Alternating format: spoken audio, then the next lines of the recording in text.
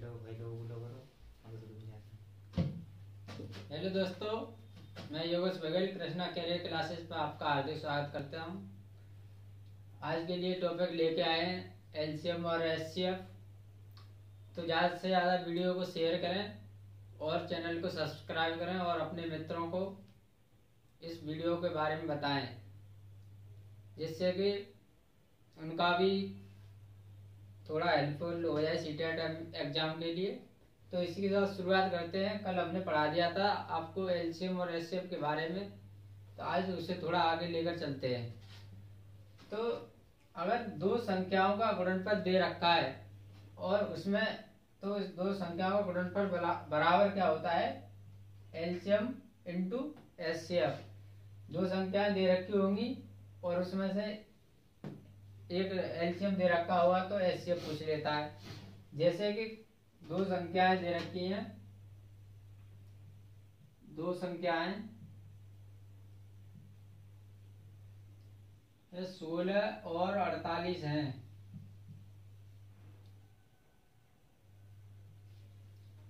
48 हैं और उनका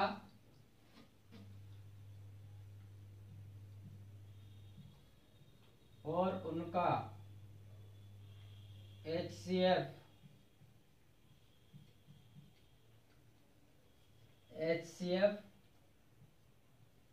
4 है।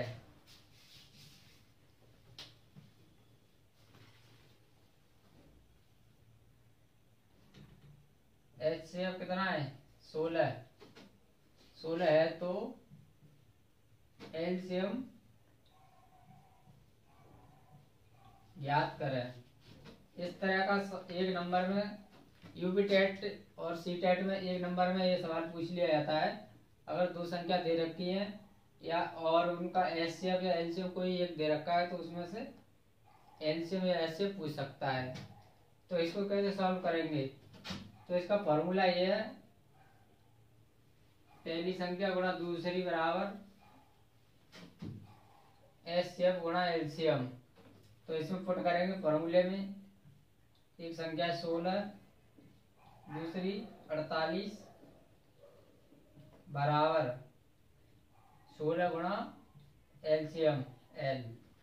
तो ये 16 से 16 कट जाएगा तो एल बराबर कितना हो जाएगा, एलसीएम बराबर 48। इसमें से तीन वैल्यू दे रखी होंगी किसी न किसी की, एक वैल्यू आपको निकालनी होगी। इस तरह से ऐसे सवालों को करते हैं। अब आगे चलते हैं। इसी के साथ अब बताएंगे आपको गुणनखंडों के बारे में, गुणनखंडों की संख्या कैसे निकालते हैं, गुणनखंडों का योग कैसे निकालते हैं। जो सी टेट यूपी टेट में और जहाँ तक लेखपाल में भी एक क्वेश्चन उसमें से आया था। जो एसएससी वाले जो कंपटीशन की तैयारी कर रहे हैं उनको पता ही नहीं था कि ये सवाल कैसे आ गया। वो बता रहे थे कि गलत हो गया, जब ये यूपी टेट और सी टेट में ये इस तरह के सवाल देखने को अक्सर मिलते हैं। बहुत ही सरल सवाल हैं, इंटरेस्टेड है गुणनखंड को निकालना।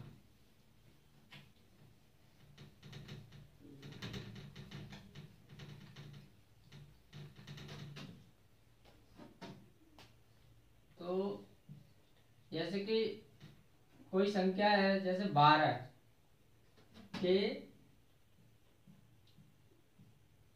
गुणनखंड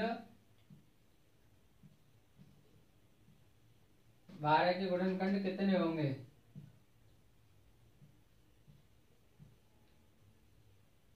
या 12 के गुणनखंडों की संख्या कितनी होगी।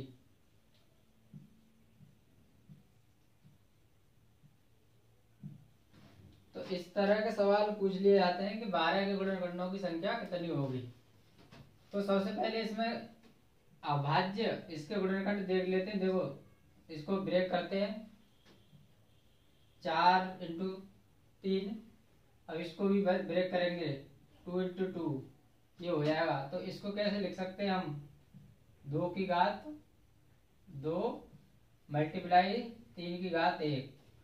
तो इसके ये गुणनखंड हो गए। अब गुणनखंडों की संख्या के लिए इसमें घात में 1 जोड़ के मल्टीप्लाई कर देते हैं। तो इसकी घात कितनी है, 2, इसमें 1 जोड़ के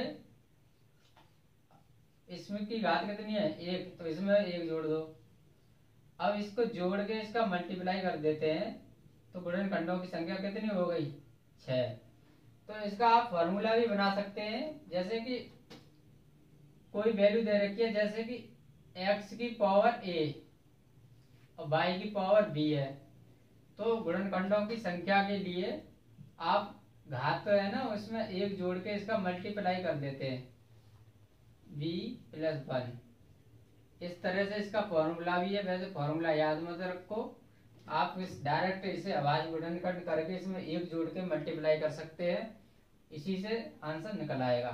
आप अगर ऐसे अब देखो आप ऐसे ही कहोगे कि हम ऐसे भी निकाल सकते हैं बाहर के गुणनखंड 1 2 3 4 6 और 12। तो देखो 1 2 3 4 5 6, तो इस तरह से भी निकाल सकते हैं। पर अगर कोई बड़ी संख्या आ गई तो आप उसमें फंस जाएंगे और क्वेश्चन को गलत कर देंगे। तो इस तरह से ऐसे सवालों को सॉल्व करते हैं। आपको देखो इसी की जगह पर 120 को निकाल के देखते हैं कि उसके गुणनखंडों की संख्या कितनी होगी।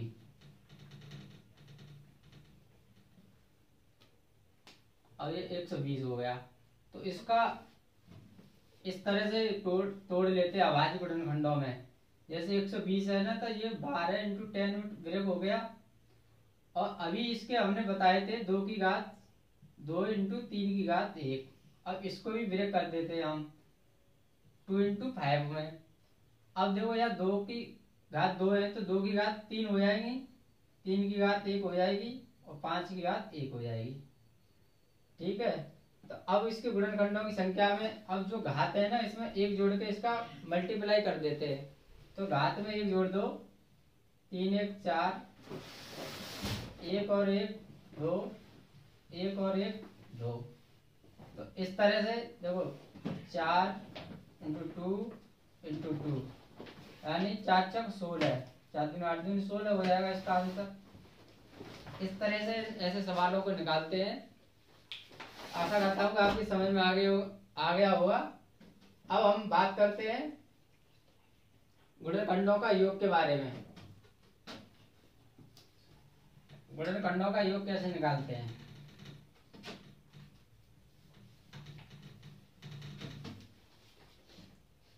जैसे कि देखो 12 के गुणनखंडों का योग, गुणनखंडों का योग, तो 12 के गुणनखंडों का योग कैसे निकालेंगे। तो इसको पहले ब्रेक करते हैं अभाज्य गुणनखंडों में। तो इसके 2 की पावर 2 × 3 की पावर 1 हो जाती है।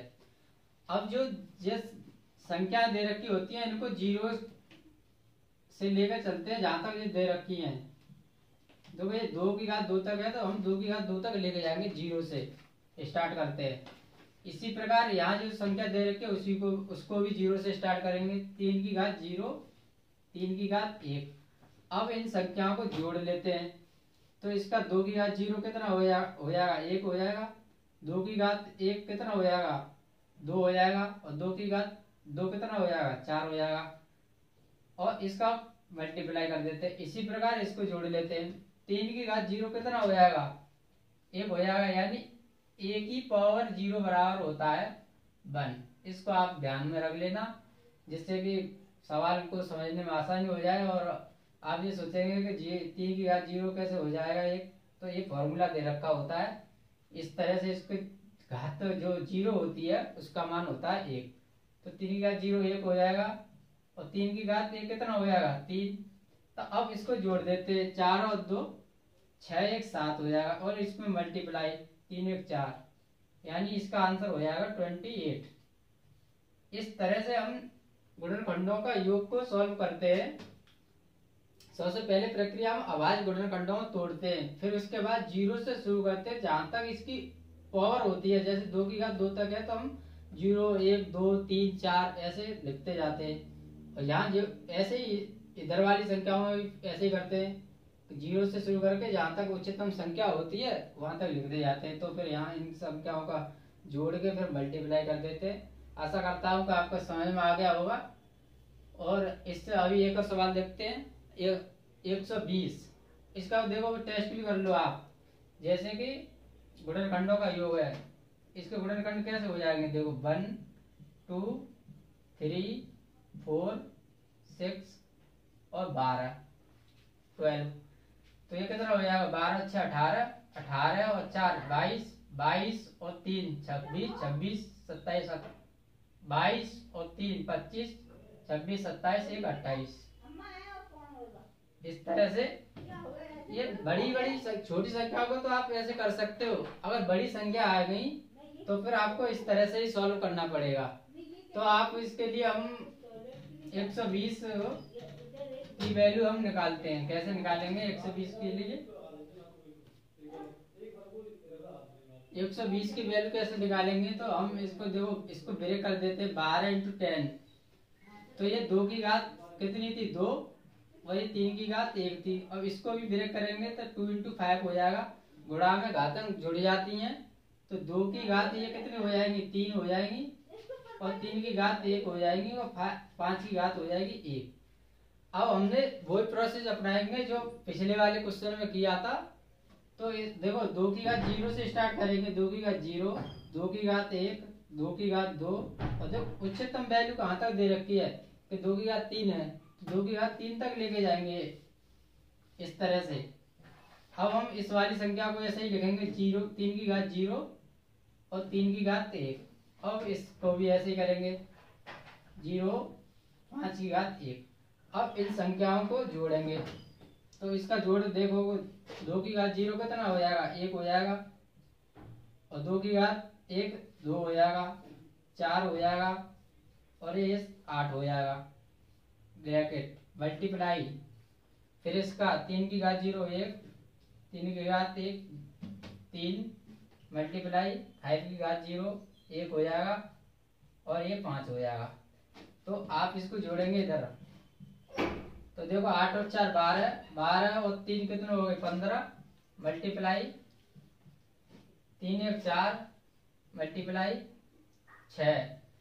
तो देखो इसका मल्टीप्लाई 15 चौक 60 और 6 36, यानी 360 इसका आंसर हो जाएगा। तो आशा करता हूँ इस तरह से आपको समझ में आ गया होगा। इस वीडियो को दोबारा देखें जिससे कि आपको बिल्कुल डाउट क्लियर हो जाए। और हमें अपने इस बारे में कमेंट बॉक्स में भी बताएं कि आपको समझ में आ रहा है या नहीं आ रहा है, जिससे कि हम और थोड़ा सा सुधार करें। क्योंकि हम अभी थोड़ा सा स्टार्ट ही किया है, आपकी तरह ही हम तैयारी कर रहे हैं, जिससे कि हमारा थोड़ा जो है झिझक खुल जाए बोलने के। तो आप उस कमेंट में जरूर बताएं। इसी तरह से आगे देखते हैं। हम सीटेट के लिए आपको बता रहे हैं जो बिल्कुल टॉपिक वाइज जो सीटेट का सिलेबस दे रखा है मैथ में, उस हिसाब से करा रहे हैं। ज़्यादा हम डीप में भी नहीं ले आ रहे हैं और बेसिक से करा रहे हैं, जिससे कि कोई भी इसको देखे जो 0 लेवल से मैथ की शुरुआत करना चाह रहा है वो आसानी से इसको सीख सकता है। इसी तरह से आगे देखते हैं एक आध दो सवाल।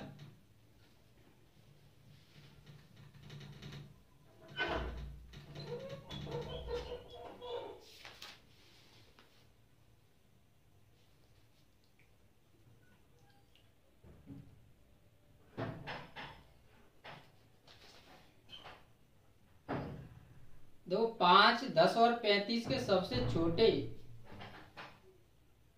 5 10 और 35 के सबसे छोटे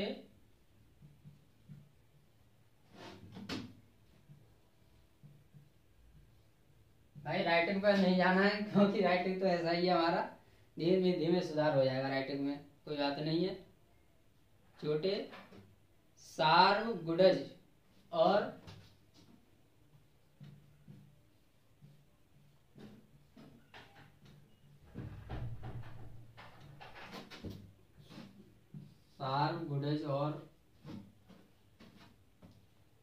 सबसे बड़े सार्वगुणनखंड का अंतर है। और सबसे बड़े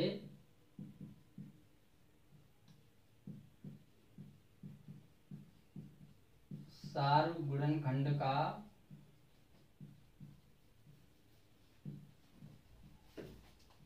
अंतर है। ऑप्शन है इसके शायद 75, 30,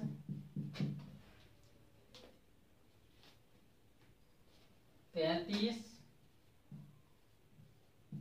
और 65। तो आप इसमें ये देख रहे होंगे कि ये क्या बीमारी है, सार गुणज क्या होते हैं, सार गुणनखंड क्या होते हैं। तो ये कुछ नहीं होते हैं। देखो एलसीएम की आपको परिभाषा बताई थी कि एलसीएम लोएस्ट कॉमन फैक्टर या मल्टीपल, लोएस्ट कॉमन मल्टीपल। तो यह जो छोटे दे रखा है ना, छोटा, तो इसका मतलब ये है कि इसका एलसीएम निकालोगे इस वाली संख्या का एलसीएम सार गुणज, और यह बड़ा दे रखा है तो इसका मतलब होता है हाईएस्ट कॉमन फैक्टर यानी एचसीएफ। तो इसका हम निकालते हैं एचसीएफ। तो देखो आसान हो गया सवाल के नहीं? आपको समझ में नहीं आ रहा होगा कि ये सार गुणज और ये क्या है, सबसे बड़े सार गुणनखंड, ये कुछ नहीं है, कोई बीमारी नहीं है ये इसका मतलब होता है एलसीएम और इसका मतलब होता है एचसीएफ। तो आप कुछ नहीं है, इसका एलसीएम निकालो 5, 10 और 35 का। तो इसका एलसीएम कितना हो जाएगा?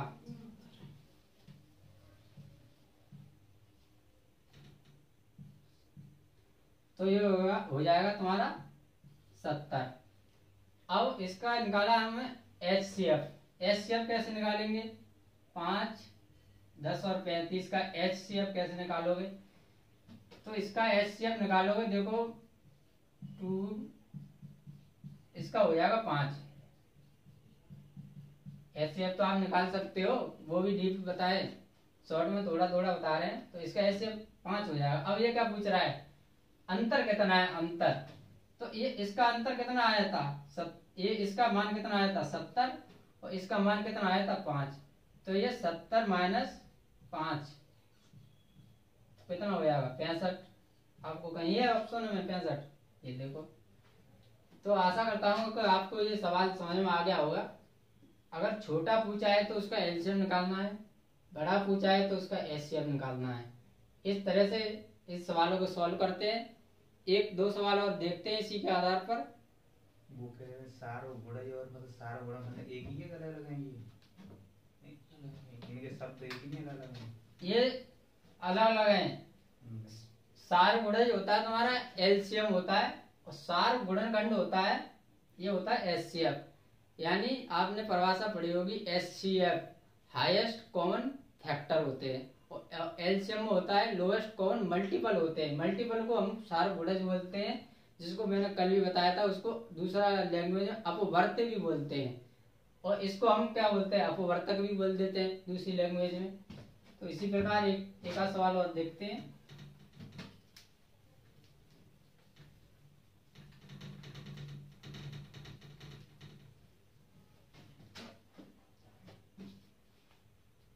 देखो कुछ हम दशमलव के बारे में बता रहे हैं। 1.2, 0.24 और 6 का मासा क्या होगा? तो हमने बताया था कि सबसे पहले हम दशमलव को हटाते हैं और भिन्न के रूप में लेके आ जाते हैं इन संख्याओं को। तो इसको देखो हटाओ, 1.2 है ना, तो इसको 12/10 हो जाएगा। ये कितना हो जाएगा? ये 24/100 हो जाएगा, क्योंकि ये 2 अंक बाद दशमलव है इसलिए। और ये कितना हो जाएगा? 6/1। अब हमने बताया था कि अगर मासा पूछा है यानी एचसीएफ पूछा है तो अंशों का फॉर्मूला क्या था? हमने एचसीएफ बराबर अंशों का मासा यानी एचसीएफ बट्टे हर का एलसीएम। तो आप इसको सॉल्व करेंगे। इसका देखो एचसीएफ कितना हो जाएगा? इसका एचसीएफ हो जाएगा तुम्हारा 6 ही हो जाएगा, और इसका एलसीएम हो जाएगा 100। तो इसकी वैल्यू देखो कितनी हो जाएगी? 0.06 हो जाएगी। तो इसका ये इस तरह से सॉल्व करते हैं। आशा करते हैं कि आपको समझ में आ गया होगा। कि दशमलव वाले सवालों में सबसे पहले हम दशमलव को हटाकर भिन्न के रूप में सवाल को ले आते हैं, फिर नॉर्मल तरीके से आसानी से सॉल्व हो जाते हैं। इसी तरह से एक एग्जांपल और दे दो उसमें दूसरे वाले में से, सारा गुणज वाला, सारा गुणनखंड वाला, ऐसी और बताते हैं। इसी के आगे बढ़ते हैं थोड़ा।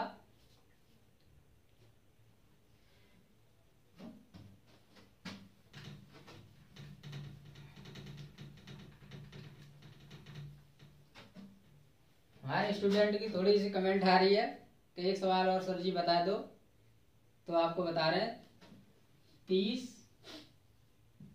36 और 42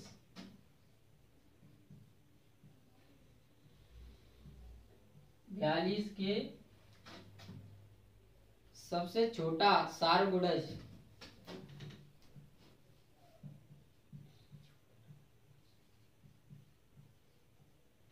देखो ध्यान रखना है, ये छोटा सारगुणज है।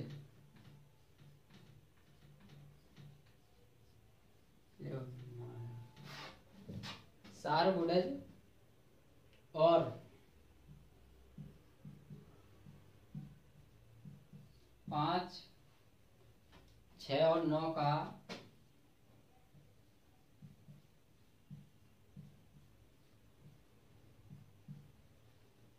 का सबसे छोटा सारगुणज का अंतर है।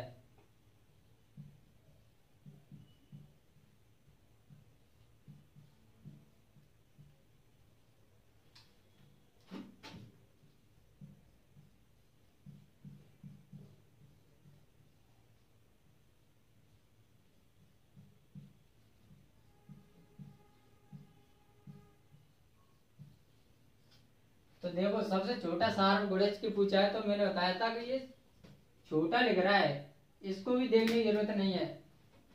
अगर आपको मतलब जल्दी करना है या छोटा दिख रहा है तो इसका एलसीएम निकालना होता है। देखो यहाँ भी इसने पूछा है इस वाले एलसीएम, केवल इनका एलसीएम निकालना है। और कब पूछा है अंतर कितना है, 30, 36 और 42 का एलसीएम कितना हो जाएगा।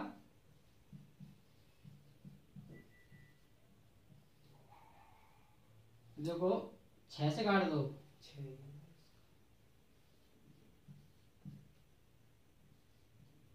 अब देखो 6 पंजे 30, 30 गुणा 6 180 गुणा 7 126 यानी 1260 हो जाएगा इसका एलसीएम।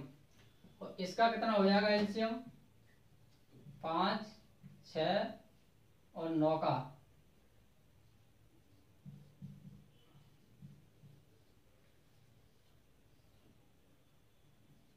30 गुणा 3 बरा 90। तो अब इसका क्या पूछा है, अंतर पूछा है, तो इसमें से अंतर घटा दो। 1260 माइनस 90 0, यहाँ कितने बचे जाएंगे 1170। इस तरह से सवालों को सॉल्व करते हैं। एलसीएम एक बार चेक करते हैं, शायद कहीं मिस्टेक नहीं होगी हो। सही है।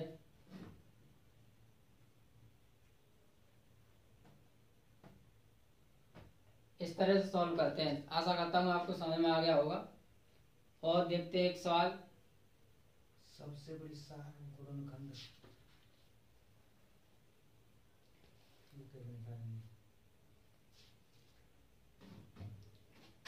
अब देखो, अब ये पूछ रहे हैं इसके सबसे बड़ा, अब इसकी जगह सबसे बड़ा होता का सबसे बड़ा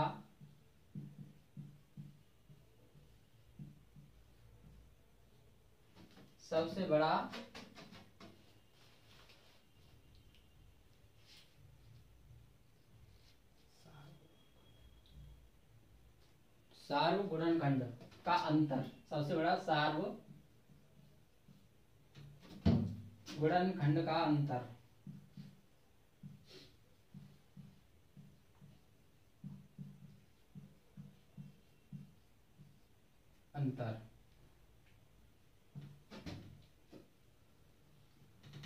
तो इसका तो एलसीएम निकालना है, सबसे छोटा है तो इसका एलसीएम निकालना है।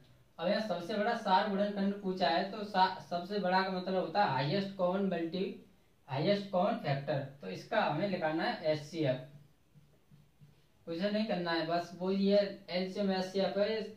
थोड़ी हिंदी में आपको घुमा रहा है शब्दों में, क्या चीज है एलसीएम और HCF होते हैं, कुछ नहीं होता है। इसका हमने एलसीएम कितना निकाला था 1260, और इसका हम HCF निकालेंगे तो शायद ये क्या आएगा, देख लेना आप करके।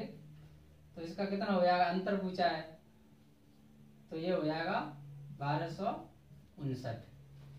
आशा करता हूँ समझ में आ गया होगा। इसी के साथ अपने चैनल को सब्सक्राइब करें, शेयर करें अपने मित्रों के साथ, और ऐसे ही आपके लिए भयंकर सेशन लेके आएंगे जिससे हम आपको सीटेट में अच्छे नंबर दिलाएं और अच्छे नंबरों से पास हो। इसलिए फिर हमको आप अपनी तरफ से थोड़ी सी मिठाई की गिफ्ट कर देना। धन्यवाद, थैंक यू, राम राम।